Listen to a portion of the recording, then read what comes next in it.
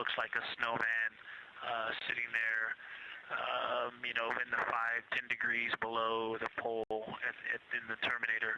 And then on the southern edge, there's almost like a hole. Looks like a hole, and it's the diameter of Vavilov size, just blackness, and then a wall of bright, and then it goes back to the black beyond the terminator. So there's just, it looks like there's just a gigantic hole right there, 1 Vavilov diameter east of the terminator.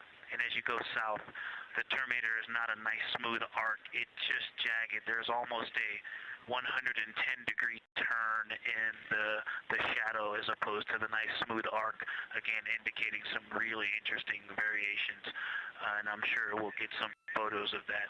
And then one of the craters further to the south of Vavilov, maybe halfway down to the South Pole, is not only a very, looks like just a deep hole, and then there's like 2 island rays pointing off to the west and north that indicate very high ridges and very deep canyons coming up out of that crater. So again, just some really interesting visual illusions going on with the shadows there. Like I said, there look to be islands out beyond the terminator because some of the things, maybe even a Vavilov diameter into the terminator are catching sunlight on the peaks up to the north and to the south. It's very, very interesting to see. Integrity Science, oh my gosh, that was an amazing picture you just painted. I glanced over at the SIR video and I literally saw fist pumps in the air. Those types of observations are things that humans are uniquely able to contribute, and you just really brought us along with you, so thanks for that.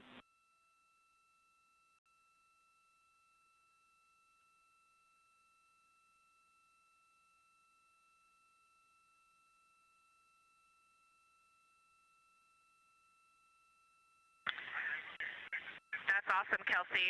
Did you get a SITREP updating you on a slight change in logistics for PCD use? Christina, this is Houston. We did not, but we will take it now.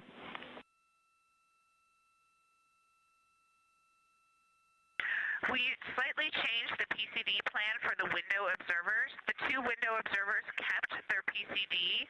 So in other words, the one at window 2 went to window 3, and the one at window 3 went to window 2 when they swapped rather than staying at the window. We'll plan on all observers keeping the same PCD for all observations.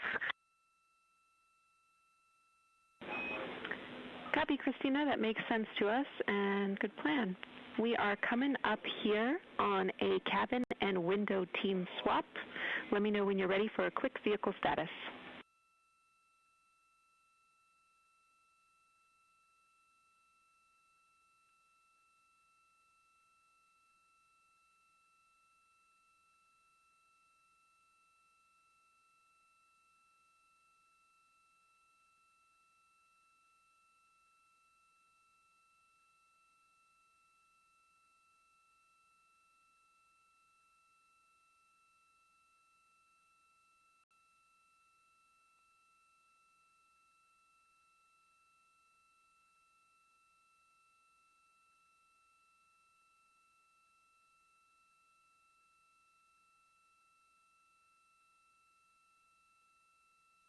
As you heard, science. Go for the vehicle system update. Howdy, Reed. We don't have much for you. We just wanted to let you know that toilet right now is no-go for use as we stick with the predetermined limit for now. All crew members, please use CCUs. Otherwise, Orion is looking very good. And you have 15 minutes in this handover time where we expect Victor and Christina to switch to the windows and you and Jeremy to be in the cabin assisting. Let us know if you have any questions.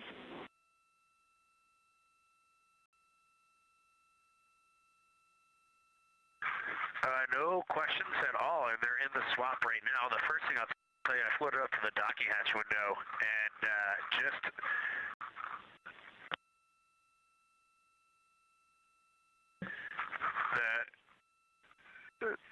what I'm going to call the Mari around Oriental just looks so different out the docking hatch right now. It's quite a bit darker. It's the same darkness, if not a little darker than Grimaldi, but it's cool after just being in the 400 mil for the last half hour. Looking up close, I got pictures of everything Ike was just describing on the Terminator. It really is a fascinating Terminator. And then Oriental just looks so dynamic right now. It's very three-dimensional on the docking hatch compared to what I was just looking at through the 400 mil. We love it. We are getting a sneak preview from one of our SAW cameras at what you're looking at, and we see some of what you're describing. We cannot wait to see your photos. Thanks.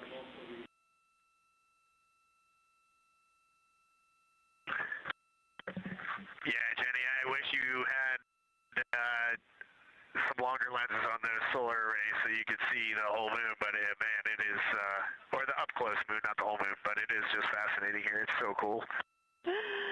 All right, MPO and Inco, take notes. We want a zoom lens on those saws next time. Thanks, Reed.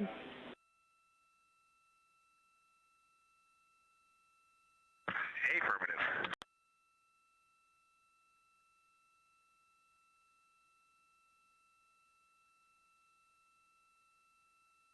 As the crew gets ready to switch positions from the window crew going back to the support crew and the support crew flying up to the windows, this view inside the room, Capcom Jenny Gibbons speaking with the crew, Canadian Space Agency astronaut. The crew has continued to provide excellent descriptions of what they are seeing on the lunar surface.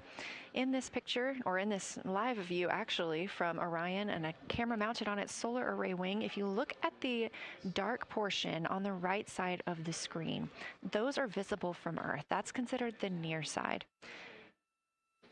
Those are ancient lava flows from a time early in the moon's history when it was volcanically active. And if you look towards the left, there's that dark, large crater that appears to the left of those lava flows. That's Oriental Basin. It's about 600 miles wide, and it straddles the moon's near and far side. And this mission is the first time that humans have ever been able to see this with their eyes in the daylight. Again, you hear conversation about that Terminator. You have a great view of that as well. That's the difference between light and darkness on the moon. Victor Glover explaining that as a very jagged-looking Terminator due to the peaks that they're seeing and the craters that they're seeing as they prepare to cross over the far side.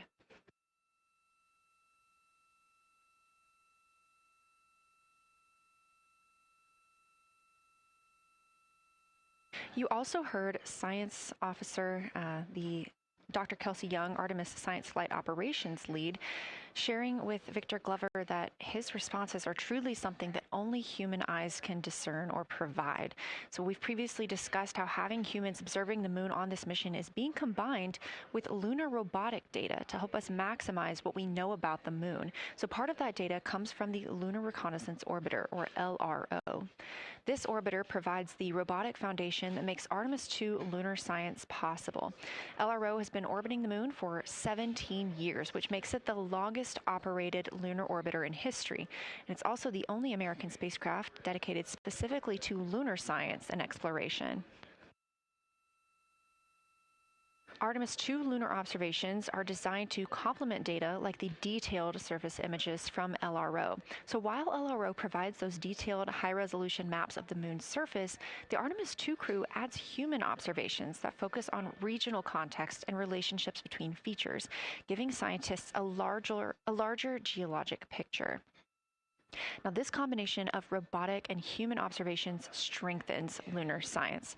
LRO delivers precise and repeatable measurements over long periods of time, while the Artemis II crew contributes real-time visual descriptions and context that robotic instruments alone cannot provide. The best description I've heard while preparing for this mission is to compare the difference in looking at the moon with your own eyes on Earth and trying to take a picture with a camera. The camera truly never does it justice, and it's much easier to describe and perceive what you're seeing with your own eyes than to take a photo. These Artemis II astronauts can rapidly scan wide areas and adjust their focus in real time, as well as describe relationships between features. The crew will also observe the same regions multiple times under changing lighting conditions during the flyby and provide perspectives that would take robotic missions years to accumulate. During the Artemis II mission, LRO is also attempting to observe some of the same lunar features that the astronauts are studying. Collecting this data simultaneously highlights how different instruments and human eyes provide complementary information about the moon. This LRO data plays a direct role in preparing for future Artemis missions.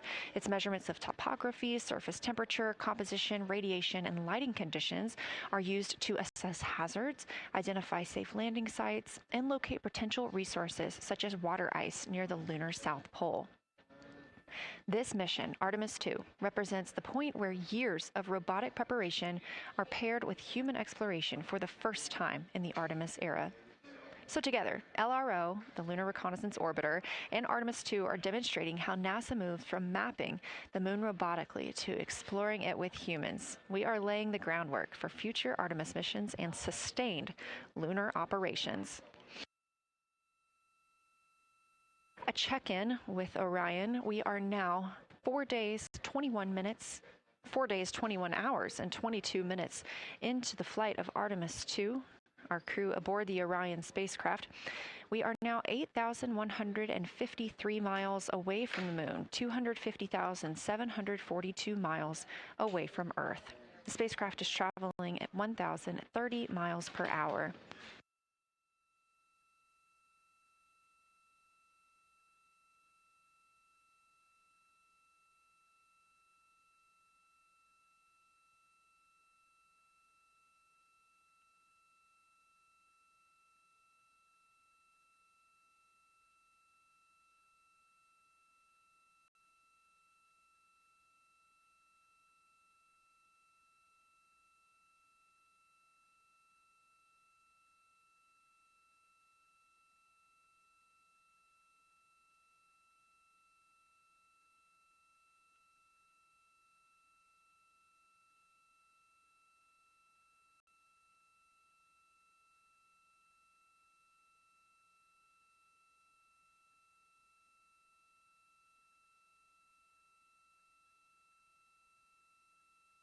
The professional science update giver is now in seat 2. That is where Victor is, and Christina is nestling into seat 1 with the long lens, and we're just getting ourselves oriented here.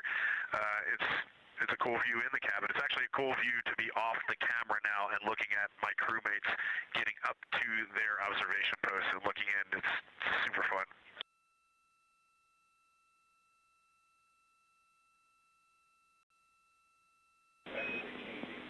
Copy all, Reed. We like it.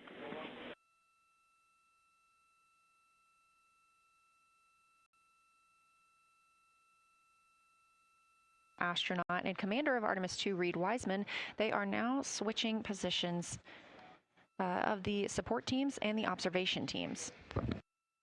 So initially, Reed Wiseman and Jeremy Hansen were at windows 2 and 3 in the Orion spacecraft, taking photos and making annotations in their PCDs, portable computing devices. They were also giving audible descriptions into their PCDs, wearing headsets with microphones and providing recordings that the science team will be able to listen to later. We were hearing from NASA astronauts Christina, Koch, and Victor Glover as they made observations as part of the support team. Now, as these teams are swapping, we anticipate hearing more from Reed and Jeremy as they'll be on the support team, while Victor and Christina will be at the windows taking photos and making annotations.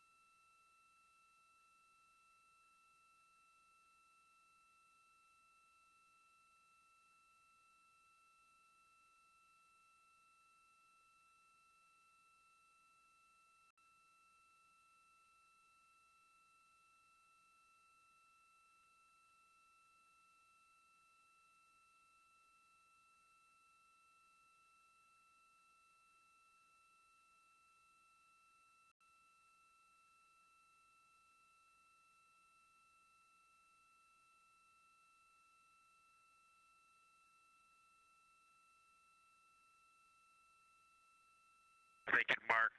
This time I just covered up window 4 to block out the ambient light from a very bright planet Earth. And it'll be interesting to see if in the data Victor and Christina see any differences from me and Jeremy with that window blocked. It's a lot darker in the cabin now.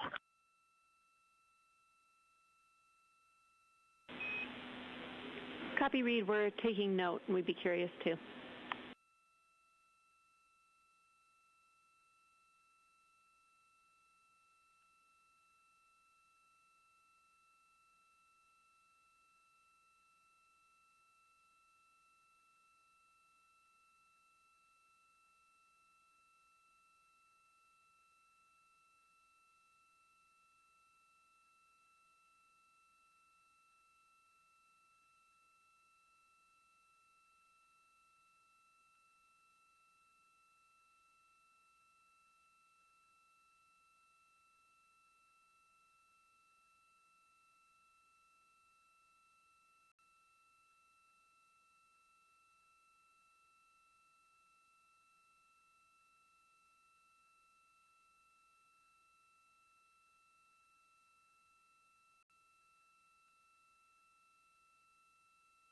We are live in the Artemis mission control room during the lunar flyby of the Artemis II crew, the first humans to fly by the moon in over 50 years.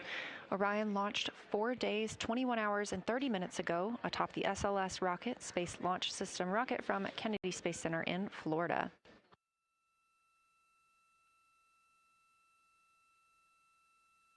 Our 4 crew members inside the spacecraft are transitioning their positions. The cabin and window teams have swapped. Currently at the window, we have Victor Glover and Christina Koch, NASA astronauts, and serving as support, Reed Wiseman and Jeremy Hansen.